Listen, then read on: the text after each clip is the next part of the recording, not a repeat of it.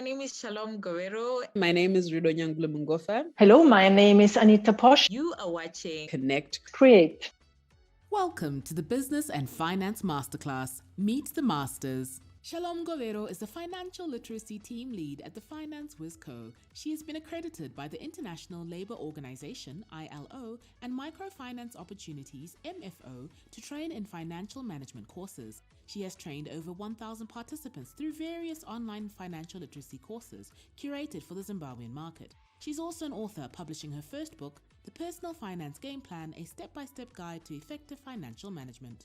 Anita Posch is a Bitcoin advocate, author of Learn Bitcoin, a solopreneur, and host of the Anita Posch Show. She is a member of the board of Bitcoin Austria, an educational non-profit organization. Anita's goal is to bring Bitcoin to billions through her educational work. She has developed a Bitcoin podcast, a YouTube channel, and wrote the book Learn Bitcoin. Rue J Nyangulu-Mungofa is an enterprise development practitioner specializing in innovation. She consults and designs programs in both the private and development sectors. With over 15 years of business experience, her background is grounded in the legal profession. She is a registered legal practitioner in Zimbabwe. Rudo has over 10 years experience in management roles, gaining a wealth of experience in leading projects, program teams, and driving digital transformation in the SADC region. Connect Create is supported by the British Council through the Digital Collaboration Agile Grant that helps to promote and enhance the profiles of women in leadership and to support creative skills development.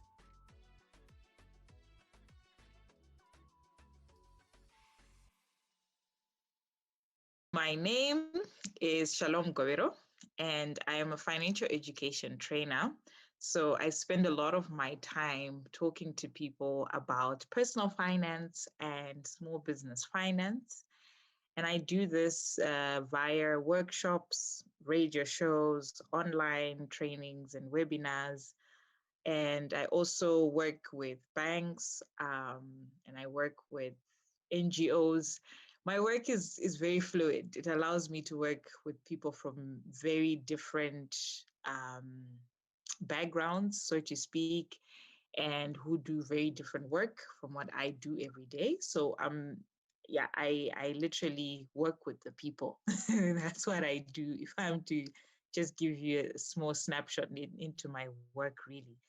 And I think one of the things that I constantly tell people is that, I love to bring money conversations to the kitchen table to make it easier for you to talk about money with those closest to you. So this could be your spouse, this could be your mom, this could be your friend, and it would also be your boss. It could be, your clients. I really want to make it easier for people to talk about money. And that's why I use a diverse set of, information channels to talk about money. And I do it also through games and online tutorials as well that really engage people in different ways, so to speak. And my superpower is simplicity. So maybe even just to give you a bit of background, I didn't really do finance at university level. I did a course that really deals with development, so to speak. So yes, I did modules that relate to development finance, which relates greatly to what I'm doing now. But I think doing something that's completely different from finance helped me to appreciate how finance cuts across everything we do in life. So I break down complex finance concepts into very simple terms, and I try and help people to understand things like investment, budgeting, and just making use of their money in very simple terms. So that's my superpower, and that's a little bit about my background and what I do every day. Hello, my name is Rue J Nyangulu-Mungofa. I am the director at Stimulus Africa, an organization that I founded in 2011, We turned 10 on the 4th of April. And what we do essentially is enterprise development. And what I mean by that is that we work with entrepreneurs, we work with organizations like NGOs, governments, private sector companies, all players really in the entrepreneurship ecosystem, primarily in Zimbabwe, but we do work in other countries across the southern region. And what we focus on, or what our goal is, or why we do what we do, why I get out of bed every morning, is to really see entrepreneurs fulfill their purpose, achieve their objectives, grow their businesses, and have the space to be able to do that. We work a lot around advocacy, championing a better operating environment, which is challenging for Zimbabwe, but this is part of our mandate to try and create a better ecosystem for entrepreneurs.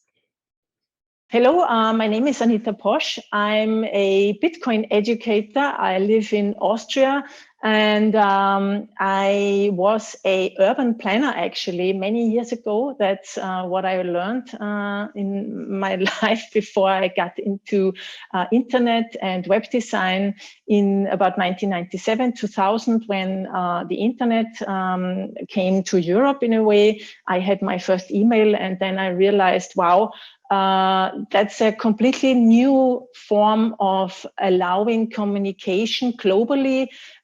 So you can now connect with people all over the world, basically for free. And I immediately realized that this is a revolutionary way that will change society and our way how we work and our economies and everything. And then I started to work as a web designer and did things like e-commerce, and also we had a store in Vienna where we sold sustainable goods and other things like that. And in 2016, I thought, okay, I think e-commerce and online marketing are a little bit boring to do it for other people and stuff. And I was searching for a new, a sort of a mission for me, really things that make sense, that contribute to the greater good. And then in 2017, I heard about Bitcoin, not the first time, but in a talk. And there I realized that's basically what I want to do. So it's a form of, it connects not only the ideas that are the basis of urban planning, like societal change and to the better, and a sort of living together from person to person in local communities, and economical freedom. And Bitcoin represents all of that. And so in 2017, I decided to start Bitcoin educational work. And I wrote a book about Bitcoin for beginners, and I'm also a podcaster. So I tried to reach as many people as possible in my life to tell them about Bitcoin and how it can improve their lives.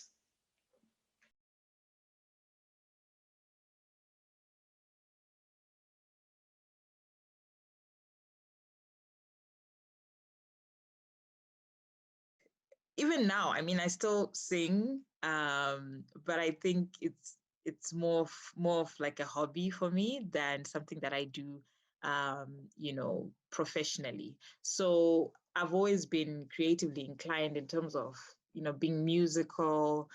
But nowadays I've channeled that more into other ways that I express my creativity. So I write. I've done quite a few articles in the paper, and I've also done quite a number of articles for magazines, online platforms, and the like. And I also do content creation for radio, and also for various small businesses that I help manage, like their social media pages and the like. And then I also do a bit of creative design. So when I was in university, I worked for a small marketing firm, and I think that also sharpened my eye for, copy, and also for like good design. So if I look at something, maybe it's just a flyer or it's, a business card, I can tell you this is not well designed, and I can tell you where to fix it and things like that because of the work that I did. But also I think it was something that was naturally in me. So it was easier for me to kind of catch on when I worked in that marketing firm for a bit. And I dabbled in a bit of acting in school. Was actually the Reverend Mother in The Sound of Music for an international school sort of play that we put up when I was in A-level. So I think, I've done a bit of, creative work growing up, but also even now in my professional space. But growing up, it was really like, you do this for fun. You never do this professionally. And I remember my mom said to me, this doesn't pay. So if you really want to pursue it, because I was crazy about singing, I was crazy about music. And my mother said to me, okay, I'll give you some money, go and record go and record a short album with your friends and see if you can sell. So we did that during our O-level break, what they call O break these days. And we did that, and it, produced it and everything, but it was a crap output, I should say. We couldn't even sell it. And I think that fed into, it kind of, emphasized what my mother said. And I thought, this is never going to give me, mileage I need in my life. So I just left it from there. I think if I knew what I know now, I would have still pursued it.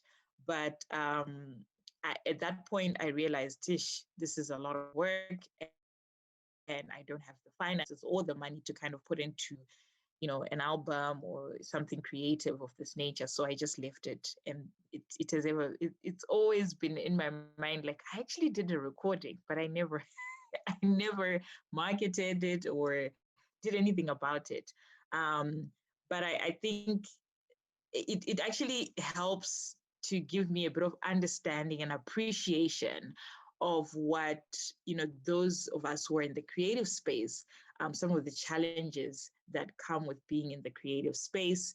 And then also, it also has helped me to understand how to help people who are in the creative space be able to actually make and manage their finances better, because I now have an appreciation of it. And I went through something, in my earlier years that kind of, yes, it put me off, but I think it has given me content or sort of a reference point when I talk to those who are in the creative space, so to speak. I would consider myself a creative, and this being because for as far back as I can remember, I've wanted to create. I've been curious about all types of creative art forms. I remember in school, I tried my hand at singing, wasn't good at that.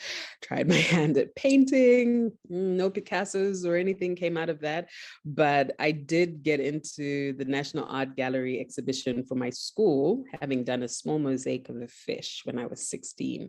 And that moment for me was I just want to create.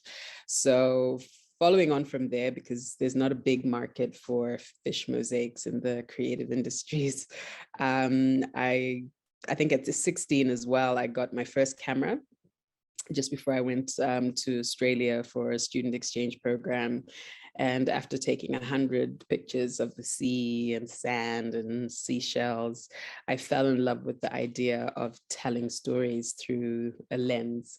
And this is where, I guess, Ethos, the photographer, was born.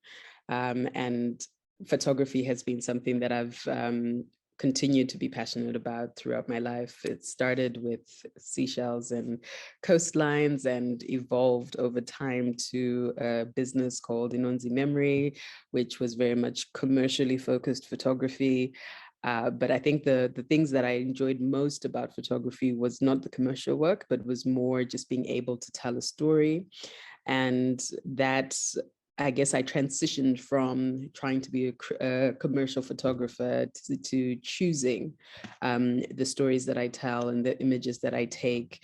And so I moved away from making money from creating in that sense, and chose to keep that as something that is driven by passion. So how do I eat? Okay, so what I did though do is not move away from the creative industries, but I managed to sort of find a niche through the work that I do with Stimulus. I've been able to build a creative enterprise program and found partners like the Zimbabwe German Society, the British Council, HIVOS, and others who were also interested in supporting the creative industries. So using my business and legal background coupled with my artistic heart, I was able to sort of carve a niche and find a way to communicate entrepreneurial skills to creative entrepreneurs and develop incubator programs that have had some really great creatives participate locally here in Zimbabwe and across Southern Africa. So this is how I now sort of engage with my creativity. I create spaces and platforms for learning for other creatives in hopes that that will help them also grow, and it'll elevate what they do and amplify what they're able to do, as well as in order to enable them to get paid. And my latest sort of adventure in enabling the creative industries has been running the So Creative Hub Summit platform for the last 2 years. Last year in 2020, we held the summit here in Harare, and we had 250 delegates from across Africa and the UK come through and engage in a 3-day, really exciting for me anyway, watching it happen, creative exchange, a creative collaboration of different people from different contexts. This year we're doing it digitally, so we've had a lot of learning and adapting to shift, but all of it has really been about being able to connect with creative entrepreneurs and with creatives generally, and help them connect the dots between their creative skill and finding that balance in being able to earn money and live off of their art. Okay, so since 2017, I'm researching Bitcoin, and I also started from zero. So I also had to understand everything. And I always wished for myself to have kind of a work or something where I can always like a knowledge database in a way where I can always get back and research again what I know already about Bitcoin. And so the book is basically the result of that work. And because I think there is so much different information and also, wrong information about Bitcoin on the internet, that it's hard to find a comprehensive guide. So like, that's going step by step from what is Bitcoin, why do we need it, what are the advantages of it, what might be the disadvantages, how does it help, why does it make sense to use Bitcoin, for instance, in Zimbabwe? I mean, it's cheap. You can send it like for remittances from everywhere in the world. You don't need a bank account for it. It's much faster. It cannot be censored. Your government can't interfere. So it has so many advantages, and I'm talking about all of those in the book. So it gives you an explanation why Bitcoin is important, maybe also for you, and how you can use it. So it tells you about the security measures that you should use, which wallets are recommendable or I recommend to use, and in which way it's the best to store and use your Bitcoin, because there are many scams, and I want to help people to find the right information so that they are not being scammed into something where they lose much money then. And that was basically the idea to write that book. And it's on Amazon. It's also available as an ebook for Bitcoin. So if you already have Bitcoin, then you can buy it like that. And so, yeah, that's basically the idea behind it. And I published it just recently, last weekend. And so I'm looking forward. I don't know yet what the reception is. I mean, I got a lot of recommendations, and many people have seen it already and said it's a great comprehensive introduction. And yeah, I hope that the people out there, that it helps a lot for them. Yeah.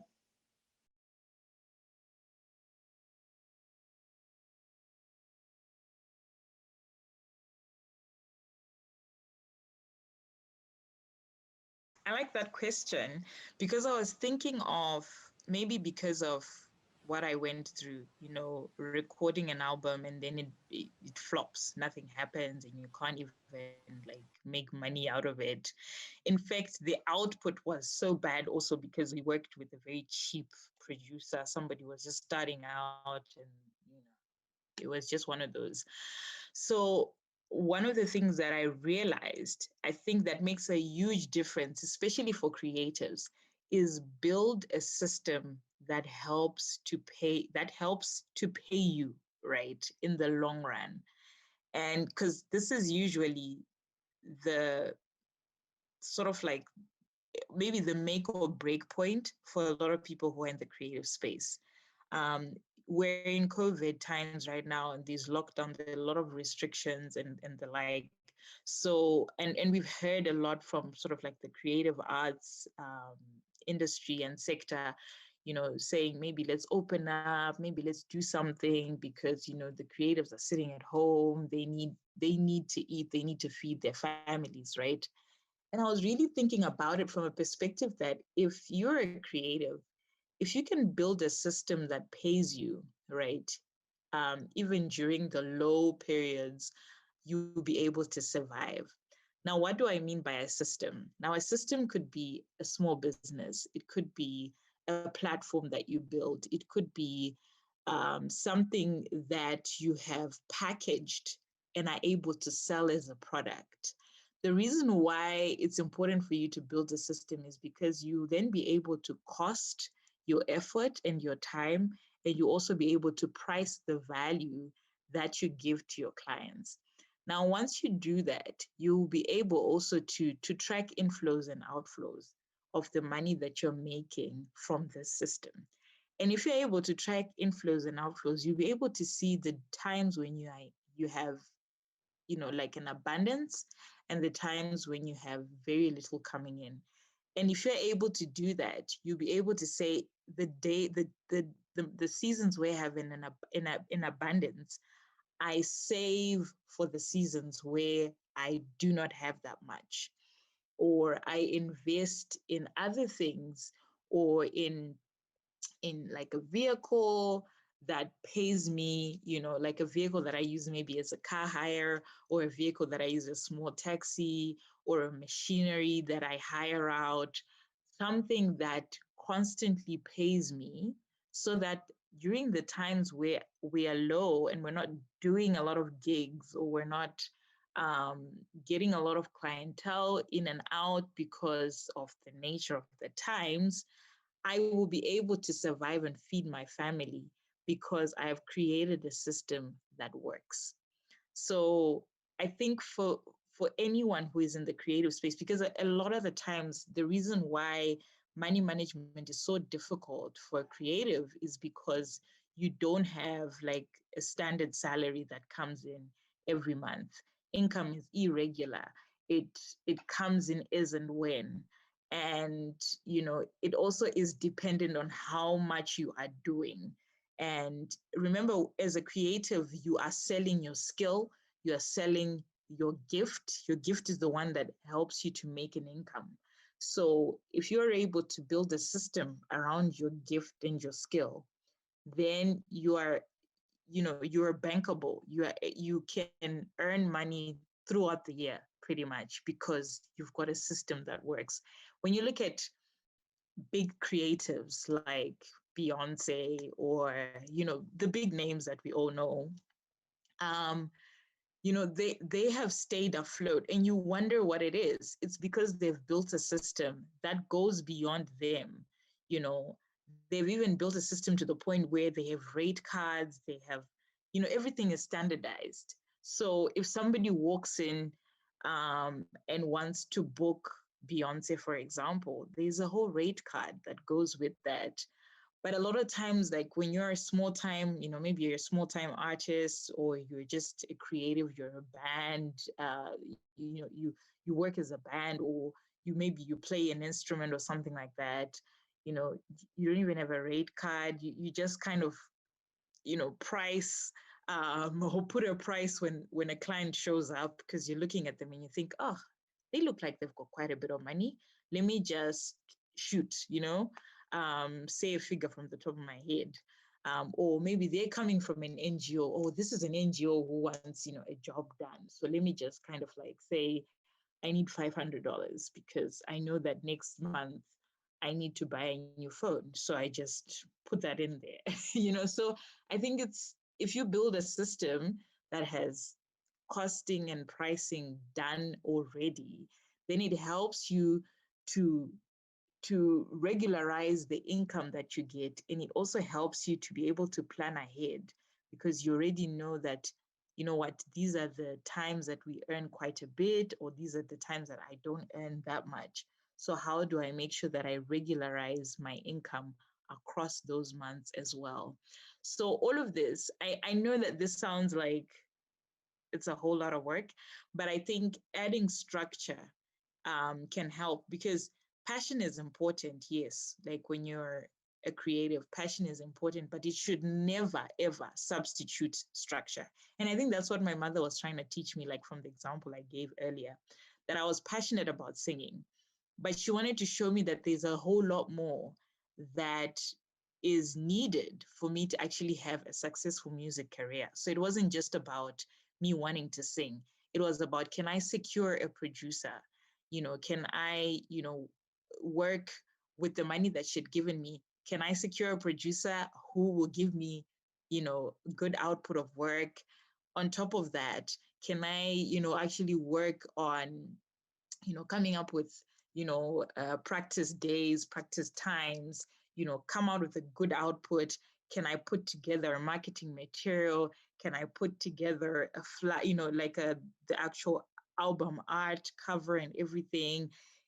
Can I work with someone to do that for me?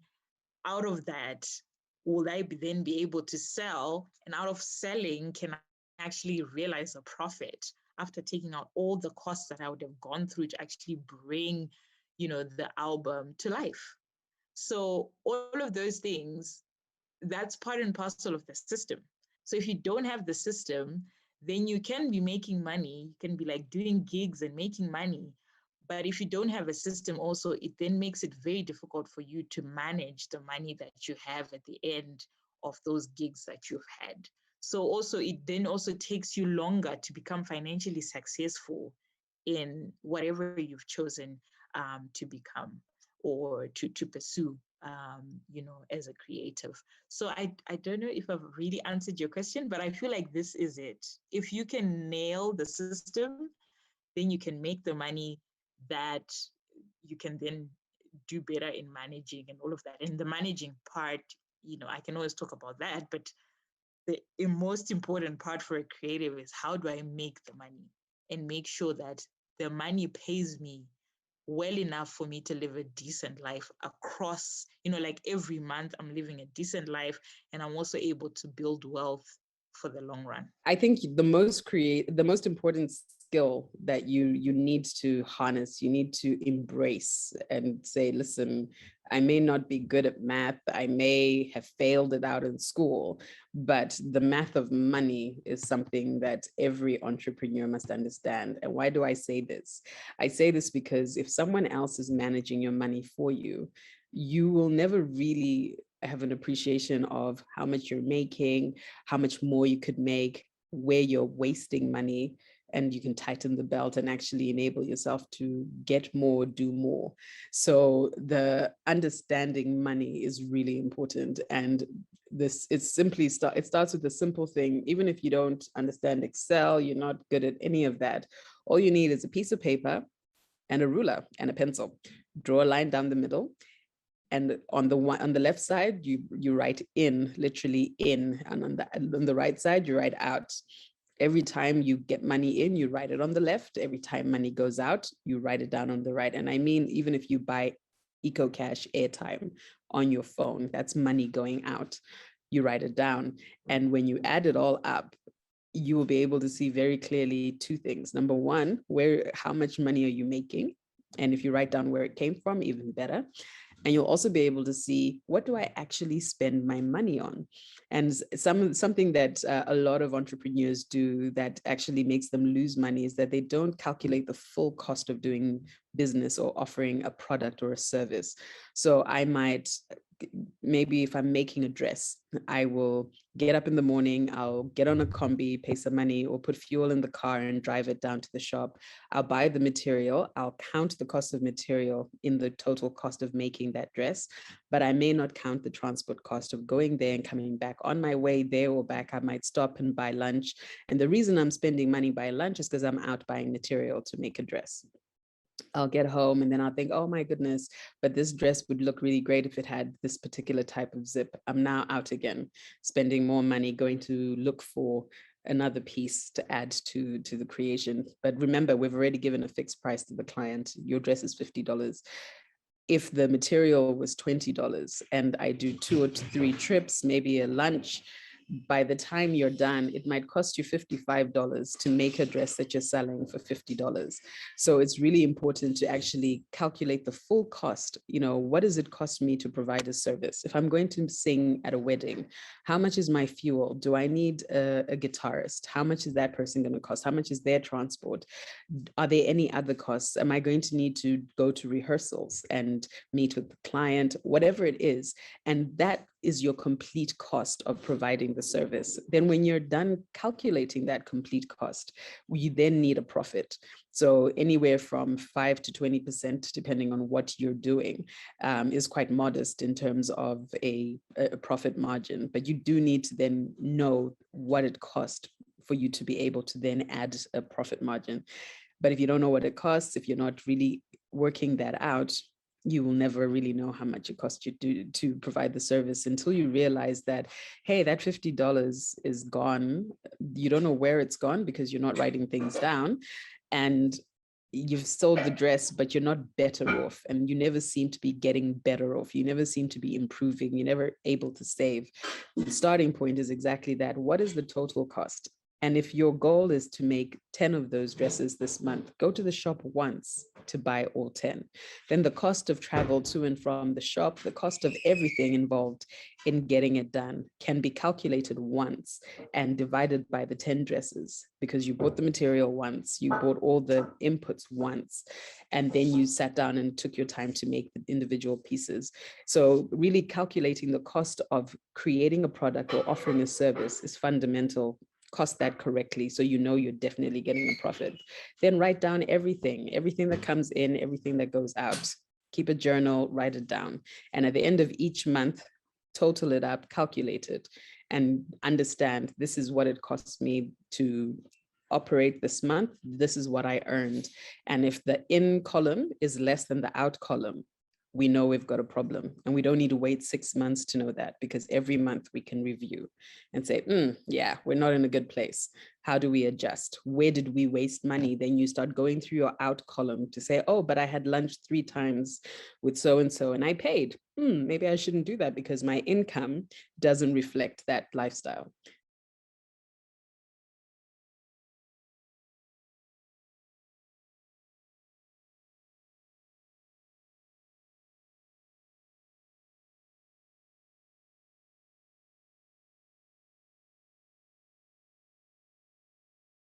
Okay, Bitcoin and blockchain belong together. So the Bitcoin, there is one blockchain, that's the Bitcoin blockchain. And Bitcoin, I explain it always, it's basically digital cash. So it's like a banknote in your pocket that you can use to buy something. It belongs to you. Nobody can take it away from you. Nobody can like make more or less out of it. And so it's also very private. So you can use it for whatever you want and nobody has to know about it. And it's a way to exchange value in between people that you also don't have to trust. So for instance, if somebody wants to sell you something and you want to buy something, you don't need to know the person. You just, you are together, you give the other person your banknote and you get the good for it. So there's no intermediary in between. And that's the same in Bitcoin. So you don't need a bank to use Bitcoin. You can use it person to person. It's basically a digital form of cash that can be so sent globally for very cheap and very fast.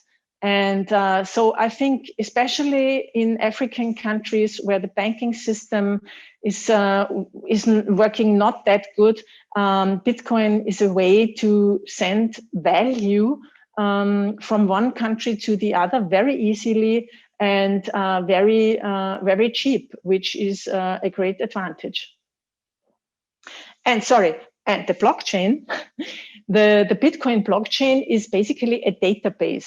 It stores all transactions that have been taking place in Bitcoin since its beginning in 2009. So it's an open database that everybody like you or me can store on their own computers. And with the right software, the Bitcoin software, your computer then can also validate transactions.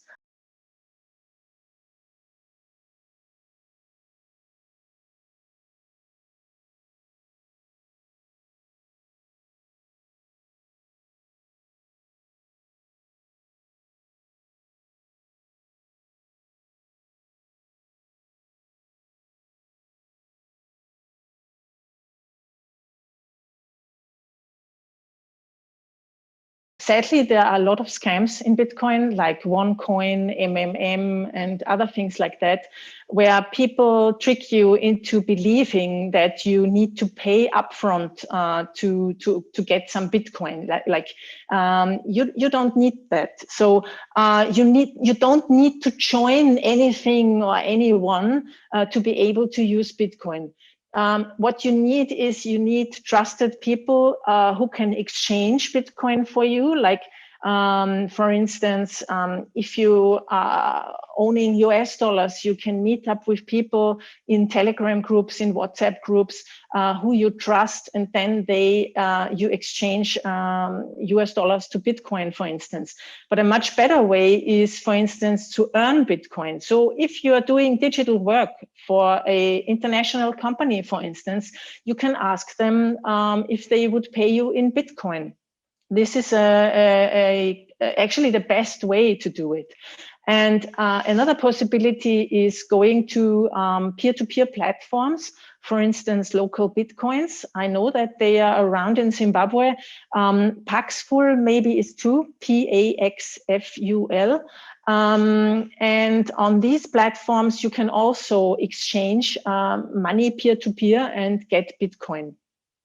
So, but please, really, if somebody says to you, you can join Bitcoin here and there and you have to pay upfront for something, it's basically most of the times, or it's a scam.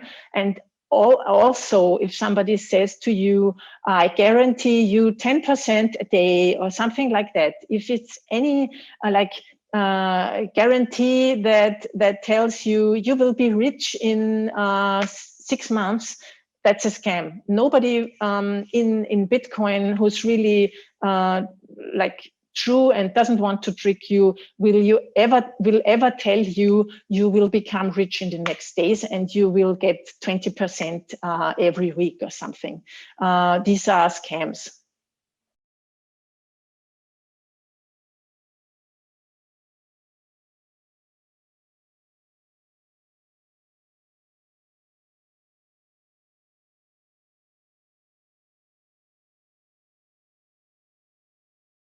I think this is a question that everybody is struggling to say, how do I manage? I'm earning, 11,000 RTGS. How do I even manage that? I've got bills to pay and all of that. And I think money principles are the same, universal. How you can then apply them in the context that you're in can differ, but they're the same. Money principles remain the same. So now, what do I mean by money principles? You need to spend less than you earn. That's principle number one. So whatever you are earning, whether it's $50 or it's $1,000 US dollars, you still need to make sure that you spend less than you earn. Why should you spend less than you earn? Because if you are just saying whatever you earn, you are spending, then your tomorrow is going to be very difficult for you. Why? Because you need to have pockets of money that you put aside for emergencies, for the rainy days. Why? We're living in Africa, we're living in Zimbabwe, we have a lot of vulnerabilities in our economy. So you have to have savings. Right now, we're in the middle of a pandemic. The people who are able to actually live through the times that we're going through are people who either their work is unaffected by what's happening outside, so they're still able to work online, they're still able to earn money. Maybe they're salaried, and their employers still pay them anyway, whether they're working from home or from their office. Or there are people who are self-employed but have a healthy emergency fund, right? So saving is very important. You need to save for a rainy day, but you also need to save for short-term goals, because there are things in life that we need that we rarely ever have the lump sum all at once, right? So I was talking to my husband the other day. I was like, I really need a new phone because of the work that I'm now doing. I really need like a better phone than what I have now. So we're looking at, okay, can we get an iPhone? And we're all looking at each other like, do you know how much money that costs? So no, now I was putting together like a savings plan. Okay, so maybe I need to save up about 150 US dollars for the next 4 months for me to be able to actually buy the phone that I want. It means I have to delay getting that phone for the next 4 or 5 months, but that's how it is. For a lot of us, we don't have the money that we need to be able to smash all our goals all at once, right? So we have to save up for it. Then the third, so I've talked about spending less. That's the first principle, saving, something for goals and emergencies. Then the third principle is investing strategically for growing your money, because you will not always be fit to work. You will not always be able to work, other than the fact that, yes, there are emergencies that could happen, or lockdown or COVID that could happen. Let's also think through retirement. So, and this is very common, especially now. I mean, of late, we've heard so many stories of creatives, that later on in life are struggling to meet their needs, their family needs. I'm not going into case by case or even picking up any sort of cases, specific or individual cases, but I think at the root of it is this whole aspect of, during times of abundance, those are the times that we should be thinking, how do I invest the excess, right? So let me give you an example of a creative that maybe does gigs, music gigs and the like, and they do maybe work for a bank or for an NGO, and they get paid really well for that gig, right? Now they're looking at, maybe let's say they get paid $1,000. They pay off their costs that had to do with preparing for the gig. Maybe that's about $300 or $400. Then they're left with like $600 in their pocket. Then they start thinking, hey, let me go for holiday. It's been a long time, man. Like, I need to go to Nyanga. Off they go to Nyanga for the weekend. They blow off $300. they come back, they have 300, and they're like, yeah, 300 will help me survive at least for the next 3 months, right? But what they should have been thinking of was saying, okay, I've covered all the costs that had to do with the performance. Let me pay myself something, maybe $100 US, take myself out. Yes, that's good. Maybe I could go somewhere closer, not the fancy holiday. And then the rest of the amount that's left, I start thinking, what can I invest in? Okay. So nowadays, it's not just investing in a business like, huku, or poultry, like just taking care of chickens. You can do so much more. Like there's a whole lot that you could do aside like the traditional projects that we've always heard. I was speaking to one lady and she was telling me that she got into a windfall and she decided to buy like a water pump for small scale miners, because the water pump, when the moment they switch it on, you start being paid per hour. So the moment that water pump is switched on, you start being paid the hour of use. So she lives like close to where they are like makorokoza, like small scale miners. So she actually uses that water pump, takes it for hire, and she gets paid out of that. I mean, she lives in a village somewhere, but this is how she's making her money, and she's living off that money. Essentially, that's what investment is. It's taking the income you have and converting it into an asset that can pay you in the future. I often use the example of a small car that you can use for car hire or taxis. A lot of us, we have friends that are in the diaspora. When they come here, they make use of cars from big car hire companies, and they are paying excess of $40, $30, $45 every day for that car. If you had a car that that, anytime a friend of yours comes from the diaspora, they take your car instead. And then they pay you maybe even 25 or $30 per day. What would that do for you? What would that do for your income? What would that do for, where you are in your life right now, or even in the future, when you think of your children's education and things like that. So investment is really just thinking about what asset can I buy? It could be even an overlocking machine. In town there, people who do sewing don't have overlocking machines. They go to people that have overlocking machines and they pay money to say, can you overlock this for me? And then they pay that person money. So some complicated things, just think of assets. Then, of course, there's the paper assets, which is, the stock market. And these days, guys, it's as easy as putting in 500 Zim dollars on the Zimbabwe Stock Exchange. That's the minimum you can start with on the Zimbabwe Stock Exchange, and you can start earning something. The Zimbabwe Stock Exchange has been consistently doing very well, not just here in Zimbabwe, but in the region. When we're looking at other stock exchanges, the returns you're getting on the Zimbabwe Stock Exchange are actually more than other stock exchanges in the region. So when you're thinking about even short to medium term goals, you can even start thinking about just putting something that can, generate, because when the share prices rise or appreciate, you could sell, take that money for whatever you need to use it for, or even invest that into another business or another project. It just depends with the strategy that you want to use. And then lastly, you could look at working with a financial advisor. And financial advisors are free. There are banks that have financial advisors for free, where you walk into a bank and say, I want to talk to a financial advisor. They sit down with you and work through, okay, do you want to open a unit trust account?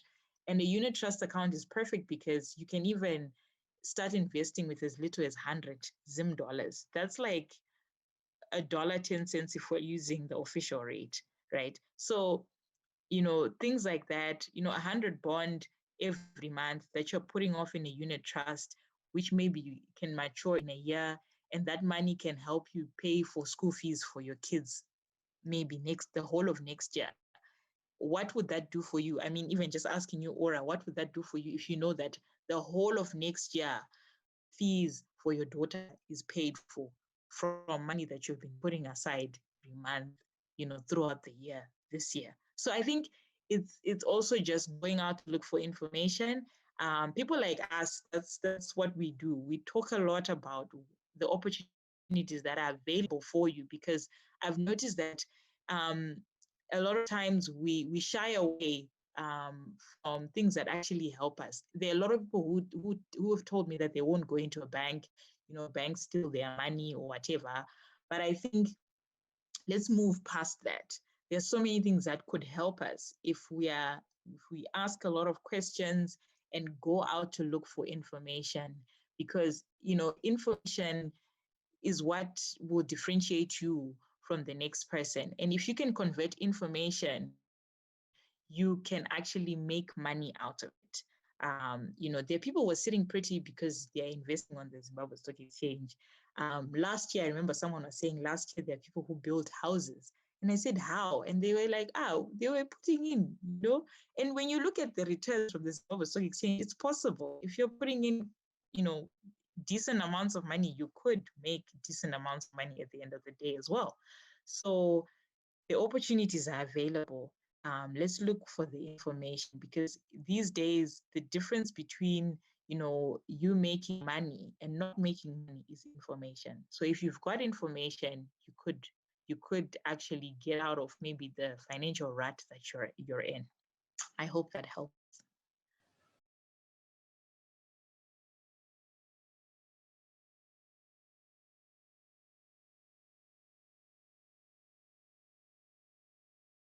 It's basically a digital form of a signature. Yeah. For instance, if you put in your name by hand into a garment, you stitch it inside maybe, yeah, or like you sign a book or you sign a contract.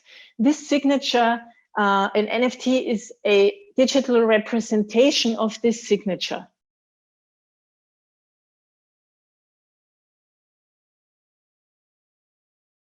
If you're a fashion designer and you have a garment and you want to attach a NFT to it, I bring the example now of my book.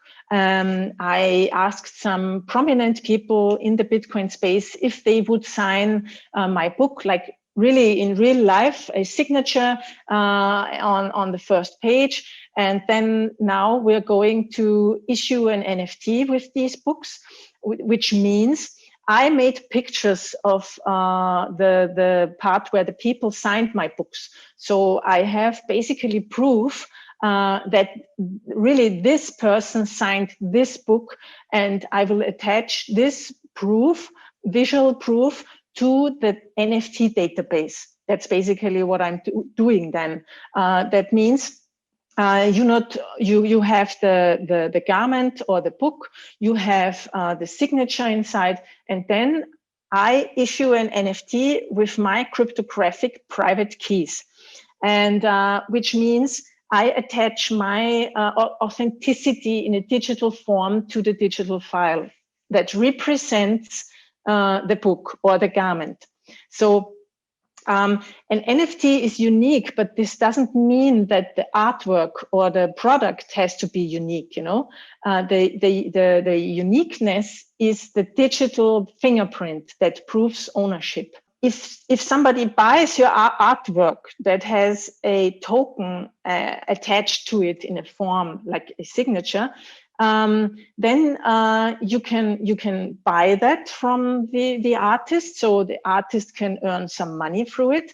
And the new thing about it is that the buyer then can resell your art, your NFT. It's like you have a market, you get a digital market of NFTs that can be art, that can be music, that can be even like access rights to a car. Well, it's basically a property right. It gives you right to the property. That's basically what an NFT is.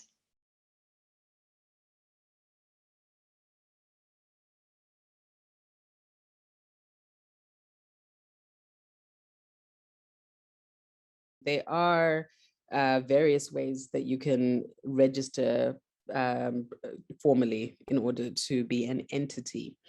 But where I would start, if this is you today saying, right, I have a talent, I've been selling my goods or my skills for some time now, making money, and it's now at a point where I want to formalize it, or I want to maybe grow it into something more than just me, then this is when you start thinking about, well, how do I do that? And particularly for many people, actually, it's when clients start to ask for their tax clearance certificate that they go, tax clearance? Oh, okay. So suddenly the bigger jobs, especially if you're trying to get a corporate client, are harder to get if you're not registered.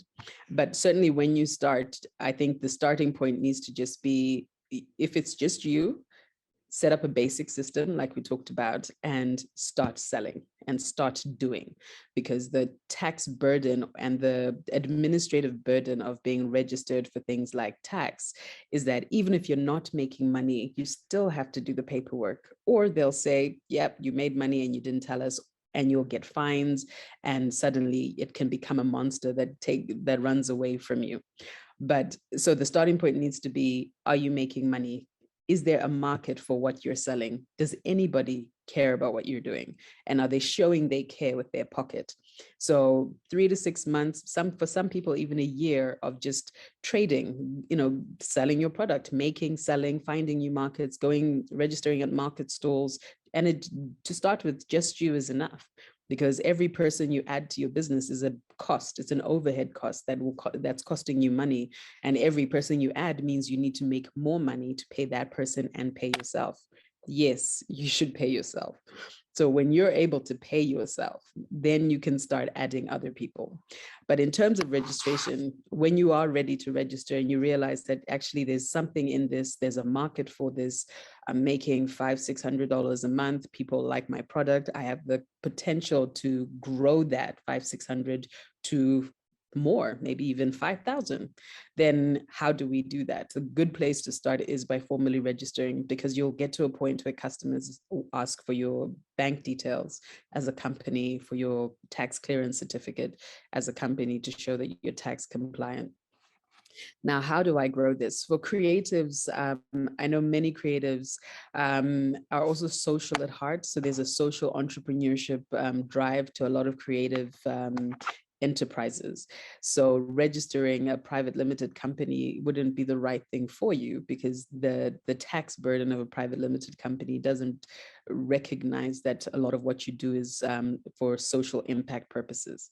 So if you're running an organization, for example, a hub or a space that isn't for profit, but you're trying to maybe build a collective of creatives around yourself, but that collective needs organization, then you might want to consider a public trust.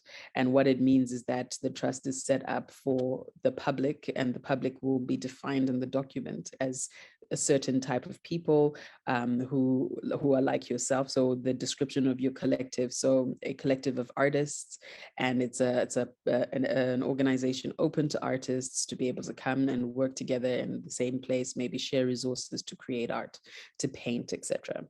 So a not-for-profit structure that just enables you to collectively come together to work. A trust would probably work better for that. But if you're a creative, maybe you're a creative architect or a tech creative with the next Candy Crush, and it's going to blow up, and you really want to make money out of what you're creating, then a private limited company would probably be better for you when you have your customer base in check, and you have your salary roll running, you're earning a salary every month that is respectable for you in terms of your lifestyle and what you need. And you have overhead expenses that you're able to meet because you have regular clients coming in with work, then you can set up a private company that you're able to grow, maybe even add other departments and take it away. But for the average artist, a PBC would probably be better, and not because you're average in terms of your skill, but perhaps it's just you and you want to continue to do what you do, but you recognize that some clients need you to be registered and formalized. The taxation burden and the regulatory burden of registering one is much lower than a private limited company, for example, but you are still saying, I want to make money, I want to make a profit, but maybe it's just going to be me, and I'm not trying to build a conglomerate. I'm not trying to be the next Google. I just want to be able to formally earn. You could also consider just being a consultant. So maybe you're a graphic designer and or an animator, and you sell your service. You don't have products that you make. You're not going to keep stock. What you're selling is your time. You could set up as a consultant or a freelancer. And with Zimra, you are able to register as a freelancer consultant and have your tax registration, which will give you your tax clearance that you can give to clients. And then you just manage your books as an individual sole trading freelancer or consultant. So it really boils down to, what is your vision? What is your goal? How far do you want to take what you're doing? How big do you want it to be? How many more people are you going to bring into it? How many people do you need to grow it? And, what does success look like for you at the end?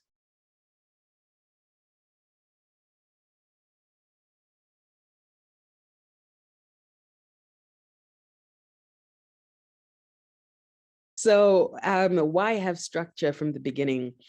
We're 10. Stimulus is 10 years old. We turned 10, like I said, in April. And from the very first day, before we met a single entrepreneur, before we had a single workshop or event, we had structure. We set up our social media spaces. We had a plan. We had a blog then. Websites weren't necessarily mandatory like they are more so now, but we had a blog, we had social media spaces, we had a little back office corner that we managed to carve out that we were able to use to run our operation. We had admin, finance, etc. And the reason why that was important is because we needed to, and all the things that I've been telling you about how we understood, we learned that we were reaching one type of entrepreneur and not another. And all of that learning came out of the structure. It came out of really being very considered about how we do things, taking stock, and not just taking stock financially, but also taking stock in terms of our activities, keeping a database of our members or people who participated in our events. All of these things gave us the intelligence that we needed to make critical decisions at certain points, even when we got to 2014 and realized that, the majority of the people we want to help probably can't afford our services, which was an aha moment for us. But we only knew that because we were tracking various things as we went along and documenting everything. So we were able to sit back every 3 to 6 months and review, how is this working? What's working? What's not working? What is making money? What is not making money? And therefore we were able to adjust as we went along. And I firmly believe that's why we're still here. And for all the businesses that I know that are thriving, it's not so much that they started with more money than the next guy, but it was more, okay, we document, we plan, we have systems, and we have a process. Processes save you money. If you don't have a proper way of doing things, if you don't have an understanding of your stock, if you don't have an understanding of your cash flow, if you don't have an understanding of your clients' needs or your market needs, when it's, when in the year do people do parties? So when in the year rather do people start recruiting people for Christmas parties? So if I'm a musician and I want to perform at Christmas parties, and that's a season where I earn a lot of money, I can't turn up in December and say, hi, hire me. By then they've already paid the person who's performing at their party. That person probably started in October because they got to understand that my market, the private sector will start procuring for services for Christmas in October, not in December itself. So all of these things, doing research around your market, making sure that you write down your processes. So as you grow, others can come in and help you with parts of your business process, and it still remains seamless. You still remain consistent. These are the reasons why documenting and being systematic and, really structuring your business is important. It allows you to grow sustainably, to remain consistent in your quality, and to stick to your mission, as well as, find opportunities to grow and also cut off things that just don't work. But you won't know they don't work unless you're monitoring it, you're watching it. And that goes right back down to having a structure and a process to achieve that.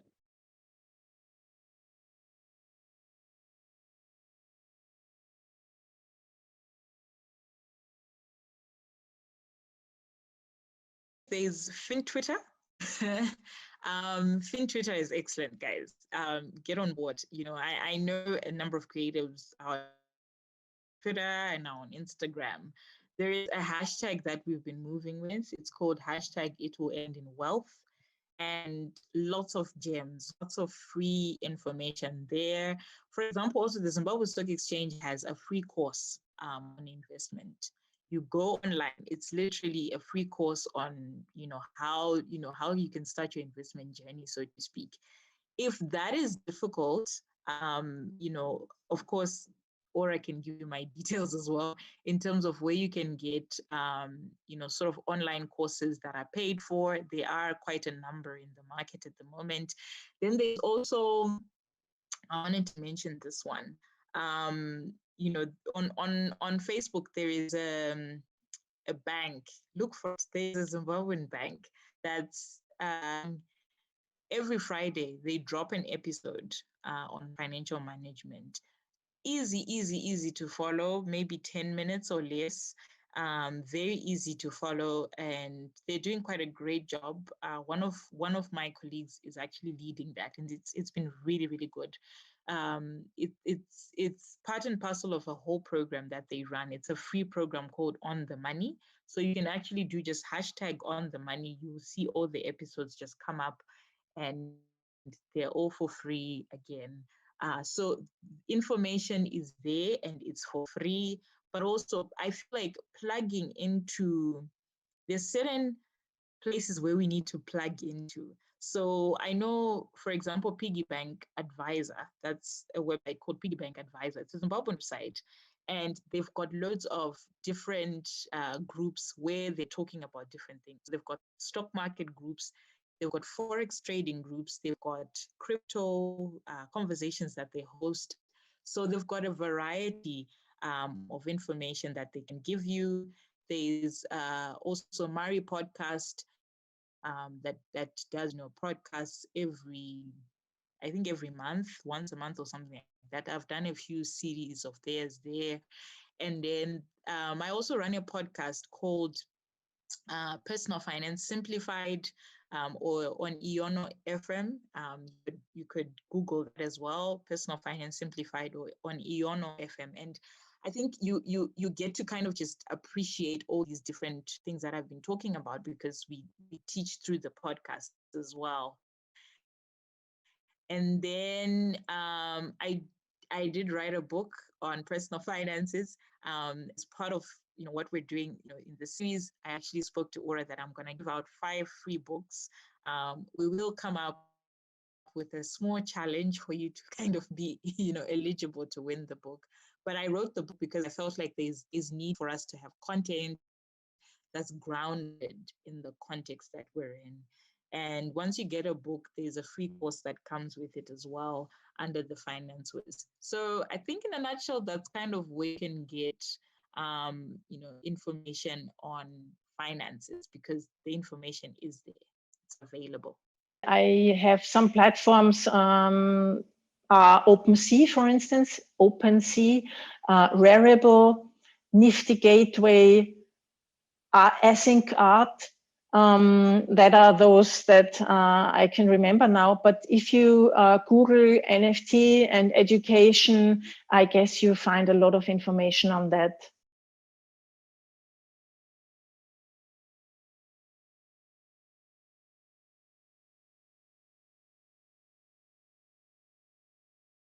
if you'd like to get in touch with Stimulus, perhaps you're thinking about growing your creative enterprise. Maybe you just want to be involved in an ecosystem that's supportive and conducive for growth for professional creative entrepreneurs.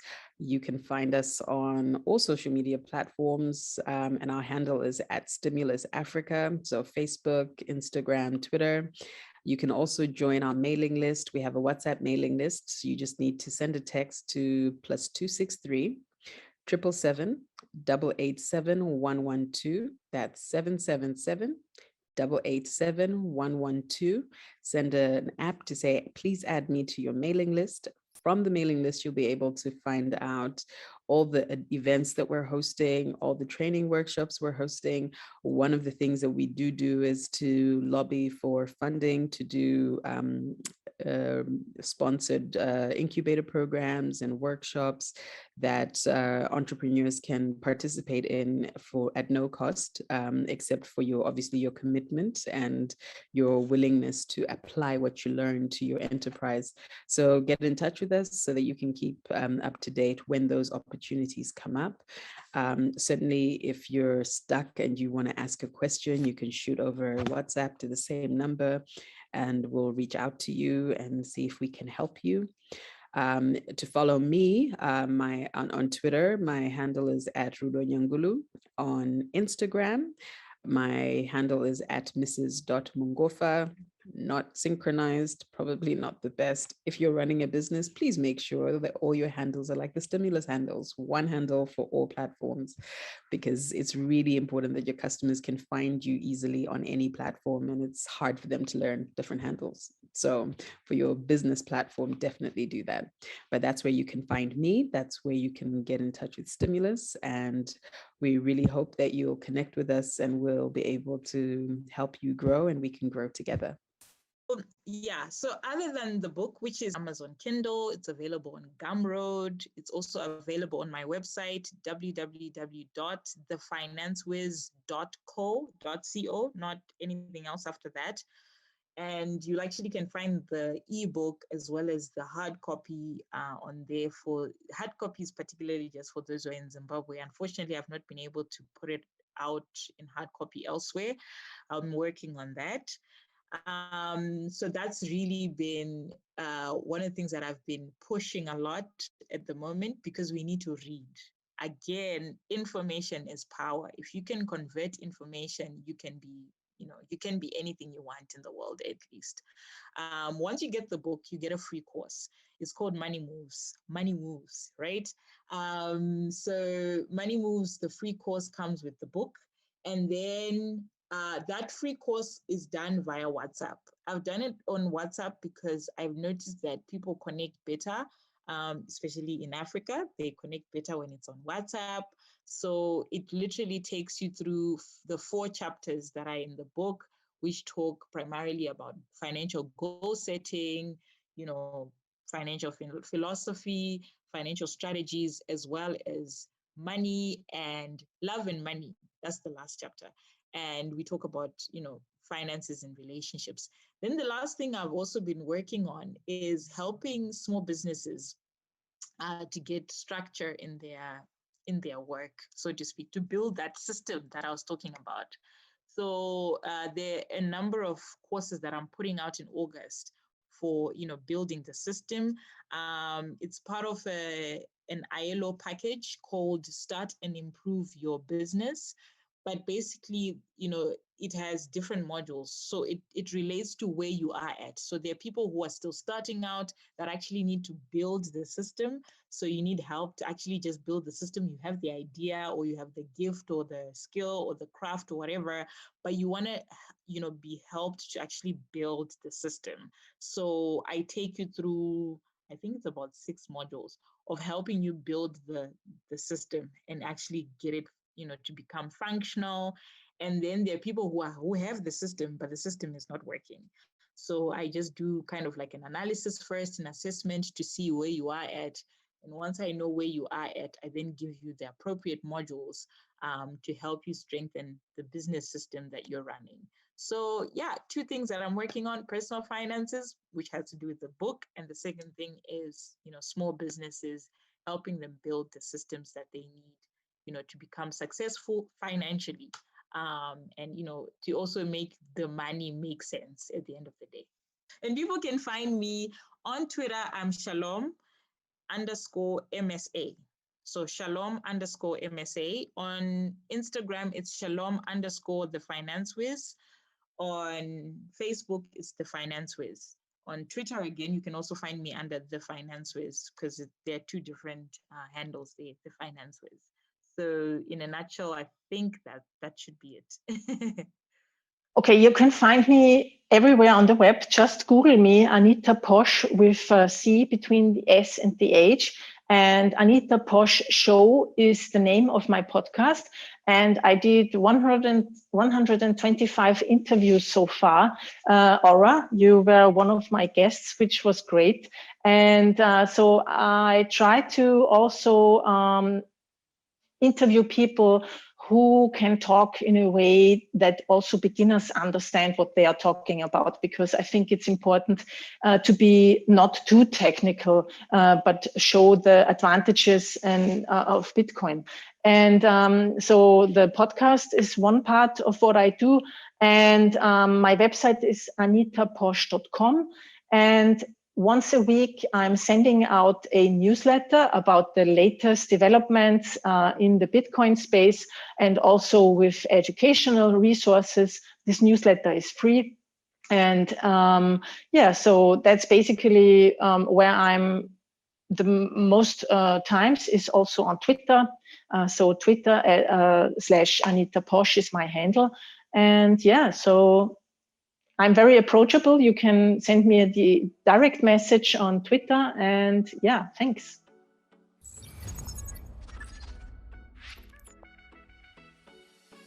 That brings us to the end of this masterclass. Thank you for watching Connect Create. Did you enjoy this masterclass? Make sure you like, share, and follow us on all our social media platforms. If you would like to receive exclusive content and behind the scenes of this masterclass, make sure you click the link in the description and sign up for the Connect Create directory. This project was brought to you by AfriDigital in partnership with creativestribe.zw, supported by the British Council through the Digital Collaboration Agile Grant that helps to promote and enhance the profiles of women in leadership and to support creative skills development.